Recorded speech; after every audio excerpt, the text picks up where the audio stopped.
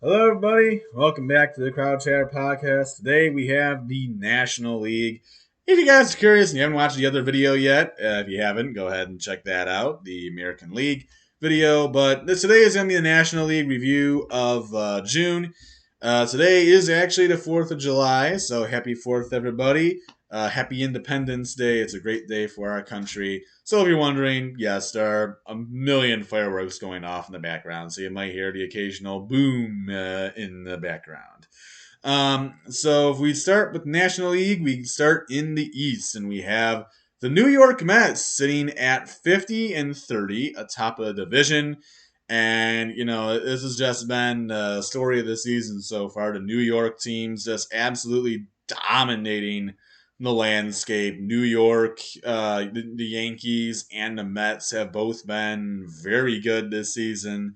And the Mets have held the lead in this division since day one. And they have not relinquished it. Of course, you look below as the team below them is quickly approaching, but this is still a good Mets team. They're dealing with a lot of injuries once again, of course, in terms of pitching. That's just nothing new. Max Scherzer on the IL. He is supposed to come back Tuesday, so that's big news for New York Mets. And of course, they're still missing Jacob deGrom, which once they get him back, him with Max Scherzer is going to be terrifying. But the Mets are very dangerous hitting team, very dangerous pitching team. And once they have everyone fully healthy in terms of pitching and hitting, this is a team that is going to be very tough to beat. So this is a good Met team. I would watch out for these guys. They are lethal. There's I don't. I mean, you look at the Met team up and down. You got Jacob deGrom and Max Scherzer as a 1-2 in terms of pitching, and then you got Taijuan Walker, who's even a really good pitcher himself. Carlos Carrasco is another really good pitcher, and then let's not forget Chris Bassett, of which they got from the Oakland A's. He's been pretty good for them. So really, there's your 5-man rotation. You're only going to use like three in the playoffs anyway. So you got a 3-man rotation in the playoffs of Scherzer, deGrom, and Bassett. And then in terms of like relievers, you can make both Carlos Carrasco and Taijuan Walker as long relievers, which is absolutely great to have when it gets to the playoffs. It's hard to find those types of guys. And then of course they got Edwin Diaz as the closer, so the Mets are set. Then they got the hitting as well with Pete Alonso, who's just smacking homers all over the place. Eduardo Escobar has been honestly decent for him. His average isn't great, but I mean he's been okay for him. They have other big time hitters as well. So this is a New York Met team that is very dangerous and has really not slowed down. Or 500 in their last 10 games. So this Met team is looking very good and very impressive. And right behind them is the Atlanta Braves at 46-34. The defending champions are only 4 games out of the lead for the NL East.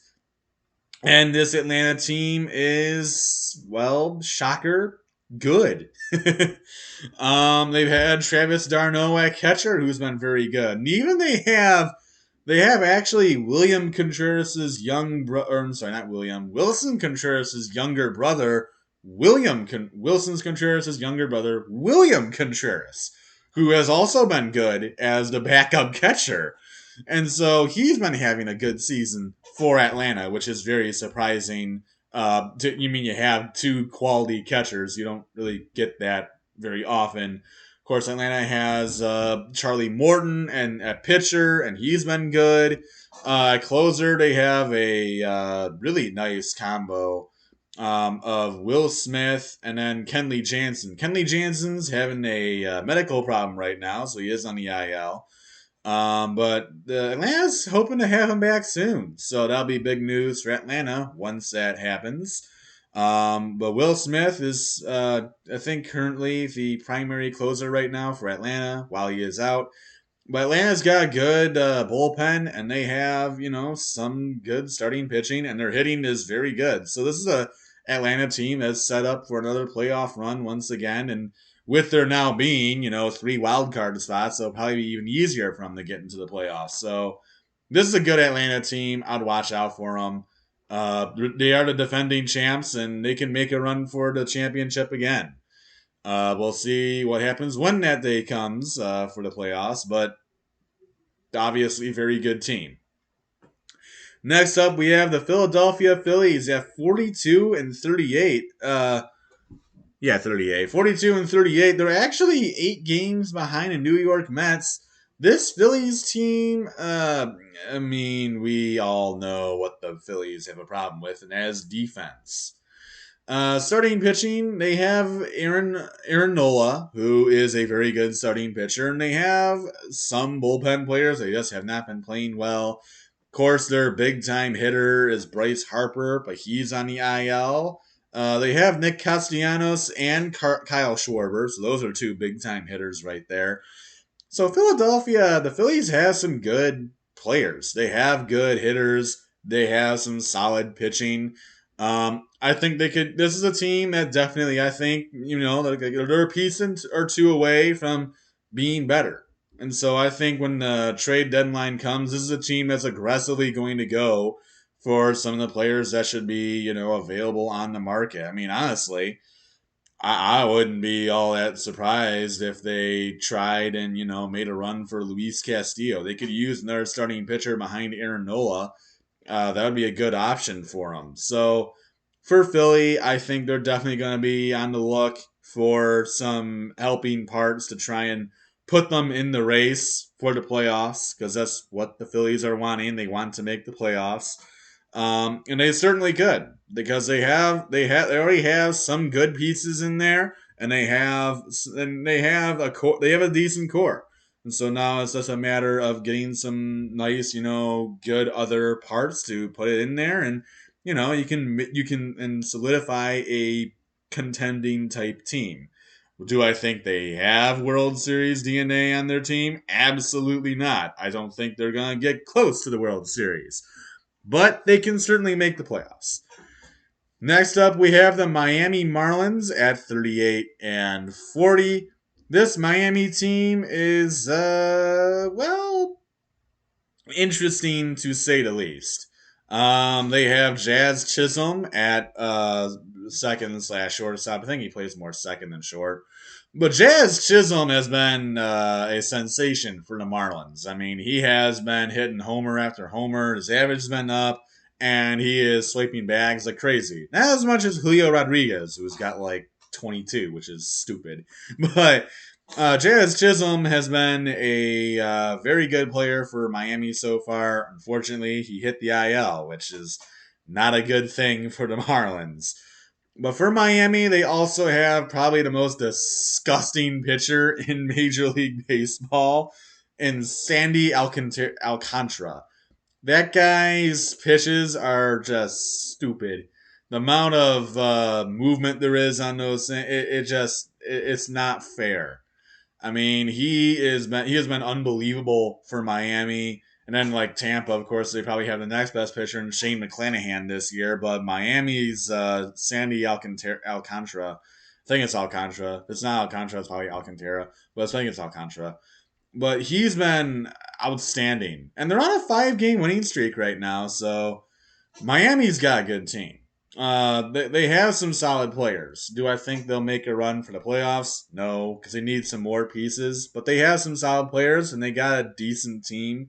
So it's a matter of their young guys developing, kind of like the Tigers. It's a matter of their young guys developing and gain more experience under their belt, and maybe adding some veteran pieces to help out the young squad. But Miami's got a good team, and they are definitely they'll be a team to be reckoned with in the future. The Washington Nationals sit at the bottom of this division at 29 and 53. This is not a good team. They ended up signing Nelson Cruz, I guess because they kind of wanted to compete, and, well, Cruz didn't even play well. But the big problem for Washington, their only good player, the Nationals' only good player, is really Juan Soto, and he hasn't really been hitting. I mean, he's hitting about 220, which is well below his standards. I mean, he's walking a billion times because I guess nobody wants to pitch with because nobody wants to pitch to him. But he hasn't really been hitting the baseball that much. But like I said, he's getting on base a ton. But when the rest of your team sucks, you can't really do that much. But this is not a good Nationals team. I think most people kind of knew that. But this Nationals team has not played well. They're the opposite of the Miami Marlins. They've lost their last 5 games. So, not good for Washington. There's been a lot of rumors about Juan Soto possibly being traded. I I significantly doubt that because he's only 23 years old, and with the Nationals probably being in the middle of a rebuild, why would you trade away the foundational piece of your team? I mean, they could because maybe they don't think they'll be competing in however many years, but I don't see Juan Soto ever going anywhere unless someone sells their entire team, like someone's probably going to do for Kevin Durant in the NBA. But for the Nationals, no, Soto is not going anywhere in my opinion. And that even if they have Juan Soto still past the deadline, they're still gonna suck. So now we go to the NL Central, which has the Milwaukee Brewers still sitting at the top of the division at 47-35. The Milwaukee Brewers have been hit with some injuries, was specifically with Willie Peralta, one of their lethal trio of starting pitchers, who's currently hurt. I think Brandon Woodruff was hurt too. They had actually lost both of them. And I think even Burns got hurt at one point. So all three of them have been hurt at one point or another, I believe, this season. I know Woodruff and Peralta, but I don't know about Corbin Burns. But they've had some injury issues in terms of starting pitching, and even in terms of relief pitching. Of course, they have the deadly duo of Devin Williams and Josh Hader, most disgusting combo in baseball. But Josh Hader's been out multiple times this year. Once for, I believe, a small injury, and he's had he's had a lot of personal problems. So he's been away from the team multiple times already this year. And so, he's missed a lot of time for Milwaukee. But the Brewers are still atop of this division. And one thing to really pay attention to for Milwaukee is one thing, and that is the former 20, I believe, 18. No, it's either 2019 or 2018. But the former National League MVP Christian Yelich is starting to look like his old self again. Yes, Christian Yelich is starting to regain form. He's hitting almost about 260 now. He's got 7 homers, about 12 steals. It's still not, of course, like old Yelich stuff, but he's starting to look good again. And with him being, and they slid him to the leadoff role. Willie Adames has been really good as the power hitter for Milwaukee.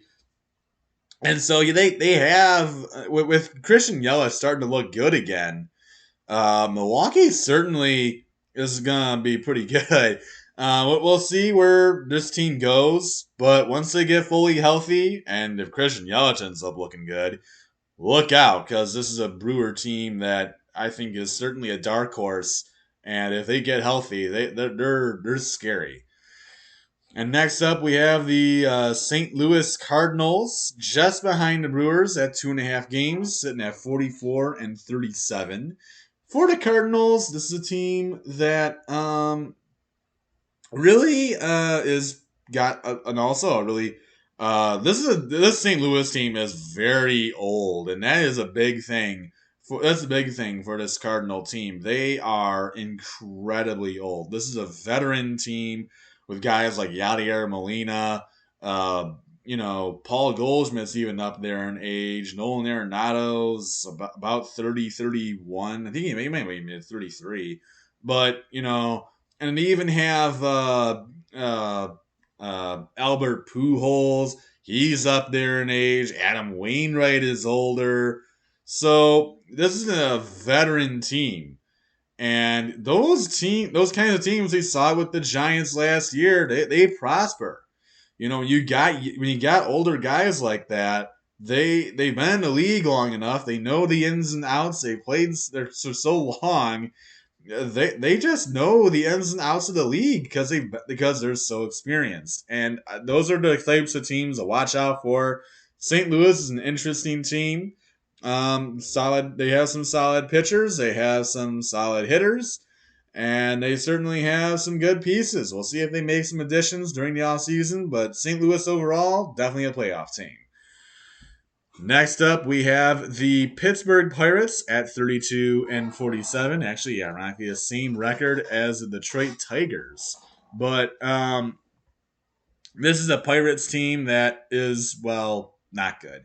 This Pirates team, is rebuilding. And I think that's pretty obvious. Now, for the Pittsburgh Pirates, probably the only player that they think they'd ever end up trading from their team is probably a Josh Reynolds. But this is a young team, and they have a lot of prospects, and they're looking for all those guys to come up and and make plays. And really for the Pirates, Brian Hayes has been good for them. 23-year-old, really popping off.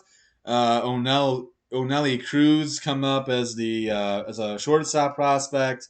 But this Pirates team is got good prospects. But right now they're not looking to compete, and they won't compete. And so they're looking to rebuild.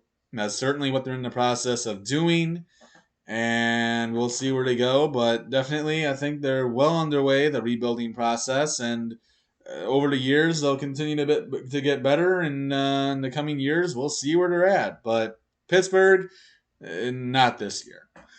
Next, you have the Chicago Cubs, who are also entering a rebuild at 32 and 48 as they trade away all their players last year to enter that rebuild as they trade away Chris Bryant, Anthony Rizzo, and Javi Baez, along with even Craig Kimbrell, who they gave him away to the White Sox. So they trade away literally all of them. So it was quite the mass exodus from the Cubs last year. But the only player that did not get traded from last season was Wilson Contreras, which is the big-time catcher for the Chicago Cubs, and he has had an outstanding season this year. And he is obviously right in the center of a lot of trade talks. We'll see what the Cubs do, but I think it's highly likely that he gets traded elsewhere to a catcher-needy team, to someone who is in dire need of a catcher. Wilson Contreras would certainly fit in as a very good offensive player, as he's been hitting very well this year. He's got a lot of homers. His average even is about like 260, 270, which is good. So, not surprised to see teams interested. We'll see what the Cubs want in return, but seems like the Cubs will have some more players that are going to sell off this season. But once again, for the Chicago Cubs, this is not a good team. They're not going anywhere. They're not competing. They're not going to. This is a team that's looking to rebuild, and their record shows that. As it does for the next team, the Cincinnati Reds, who I still can't get over the fact that this team at one point was like 2-20, was like 2-22. I think that's legit what their record was. They were 2-22. So that goes to show you that since that point they have been 25-30. So they've been a lot better, but they're still not good. Cincinnati, they don't really have great hitters. And really, their only good pitcher is Luis Castillo, who is very likely to get traded after, honestly, having a pretty good start to the season. So we'll likely see him go elsewhere. I mean, he's been the subject of trade talks for like the past, 4 years. But I think it's likely that this year is the year that Castillo probably gets traded somewhere. Because, what else is Cincinnati going to do? They're not competing. They're not going anywhere. So it's like, well, do you really think that you're going to do something with him? Because I don't see it. But for the Reds, yeah, no. Once again, bottom all the Pittsburgh, Chicago, the Pirates, Cubs, and Reds, none of those teams are competing this year. It's literally just Milwaukee and St. Louis for this division, and even for the playoffs in that division. There's nobody else really is that special out of that division. We go to the NL West, which has the LA Dodgers sitting at the top of the division. Ooh, shocker there. But the Dodgers sit at the top of the division at 49 and 29. Well, what a surprise. They're having a really good season. Not that anyone would have expected that from the Dodgers, but this is a team that is just overloaded in terms of really just pitching and hitting. I mean, they lost Kenley Jansen to the Braves, but they just decided, no, let's just replace him with Craig Kimbrell instead. And then they, of course, have Gavin Lux in the infield as like their worst player. And then they got like Max Muncy, Mookie Betts, Will Smith, Justin Turner, Trea Turner, Cody Bellinger, has had who has shown flashes of being the former player he once was. Freddie Freeman, uh, Chris Taylor is their other hitter. I mean, it's insane the amount of hitting that they have on their team that just covers the entire board. It really is not fair. It's not fair the amount of talent that sits on the Dodgers hitting roster. And in terms of pitching, their pitching's been really good too. Tyler Anderson and Tony Goslin, both have been very good as bottom tier pitchers for the Dodgers. Of course, you also have Julio Urias or Clayton Kershaw, and they did have Walker Buehler, but he has a serious injury. He could be out for a while, maybe even the season. But this is a Dodger team that is obviously dangerous, and I think is probably the best team in the National League. Yeah, the Mets technically have. Well, no, the Mets have the same record technically, but I think the Dodgers are still the better team. They're the better overall team. They have the better players overall, and yeah, they're very good. And then next we have the two other teams in the NL West who are looking to compete with the Dodgers, and they were for a while, but both of them are starting to slip here. Well, let's start with the top one there, the San Diego Padres, sitting at 47 and 35, 4 games behind the Dodgers. They're right with them for the division. But as of late, they have significantly struggled in their last 10 games, being 3-7, falling well behind the LA Dodgers. This is a Padres team that has really good players. I mean, they got guys like Eric Hosmer, who, of course, we know how good he was in his Royal days. And this year, he's been kind of starting to regain a little bit of some form. He's been looking decent. They also got some other good hitters on the team. Luke Voigt's been hitting a little bit for them. Not great, but he's had a couple decent games. Yeah, of course, for pitching, the Padres have been absolutely outstanding. Of course, in terms of pitching, they got, Sean Manaea, who has been up and down, but he's been striking out a ton of people. Uh, Joe Musgrove, they have him who's been outstanding this year. Yu Darvish has been really good. Mike Clevinger has come back for him and had some good starts. The latest one for him was really good.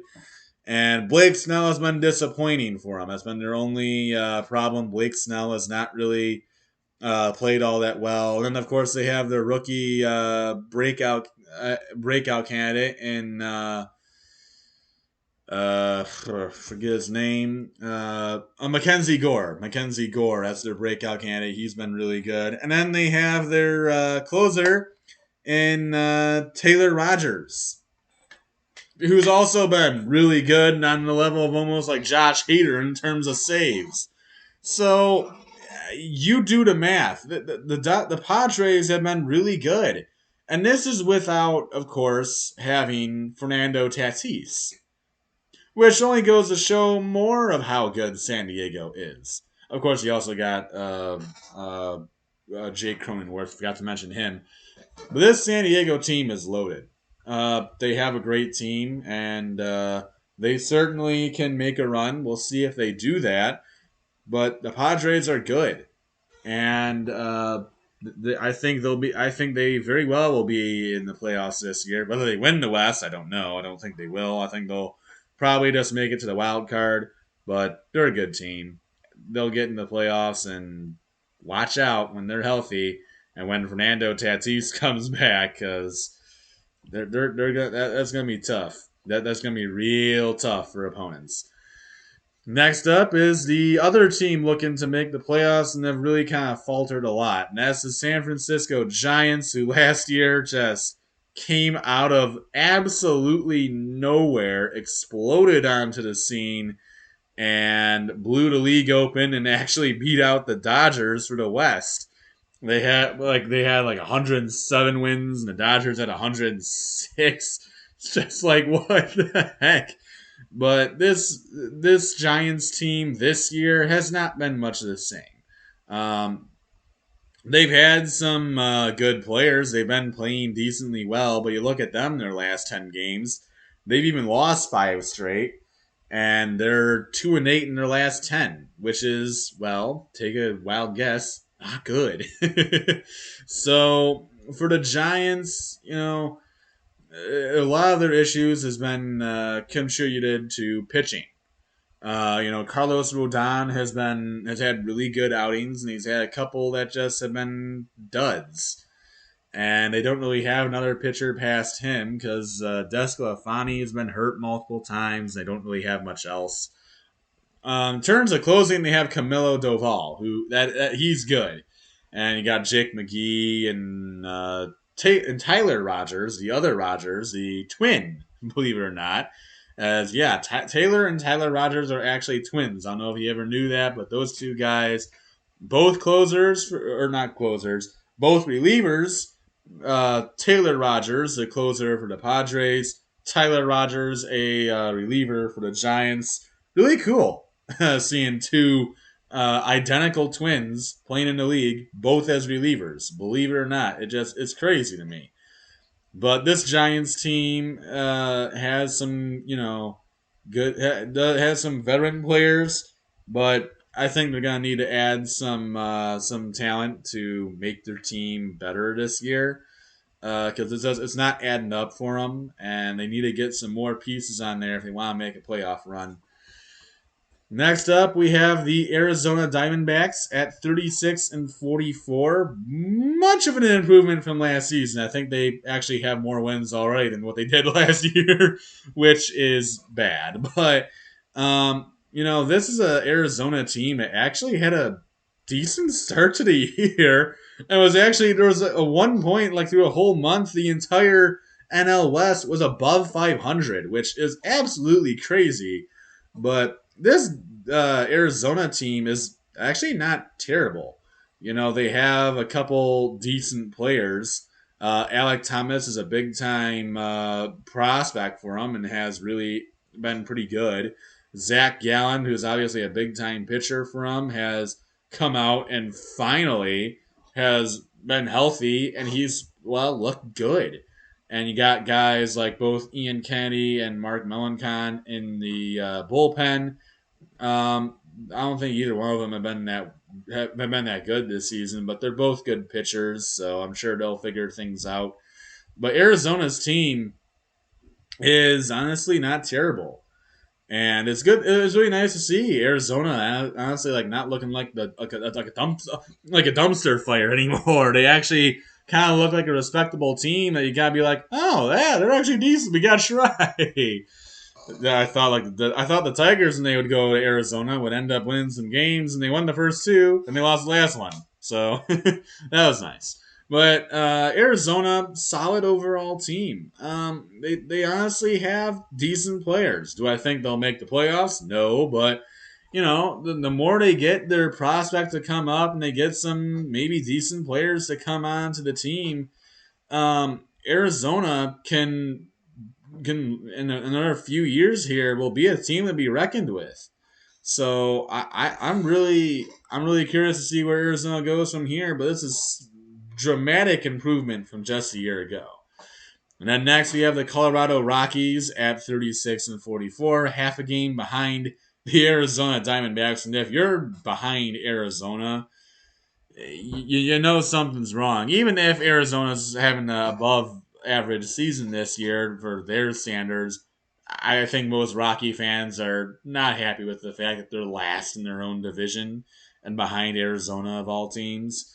But Colorado, not a good pitching team. This team does not have pitching. I'm sorry that just pitching does not exist. Connor Joe though, in terms of hitting, they have Connor Joe who has been on and off, but you know he had a good start to the season. He's honestly been decent for them. They got Charlie Blackmon, and then their other big time hitter is Chris Bryant, who's already been on the IL twice this year and has barely played. But he's back now, and he's had a couple decent games, so they're hoping that, well, that big time, uh, that big time splurge on someone that big time of a player really helps them out because that's what they put their entire that's what they put all their money in this past off season. So for Colorado, they're definitely hoping that hey, he gets better and stays healthy and hits the ball and plays really good because well that's where all of our team is sunk into and is really our only hope of getting better. So for Colorado, it's all about the improvement of Chris Bryant and then certainly getting some pitching, but this year's not likely the year for them. So that's all I got for this video. If you have not seen the American League video, go ahead and watch that. Of course, that'll be over on the left-hand side. You want to see our other MLB videos? I haven't done this in a while, but you haven't seen our MLB videos, you can go right to the right here. If you want to subscribe, just click me, because that's exactly where it's going to be. So that's all I got for this one. Until next time, and until the college football stuff and more videos, adios, everyone.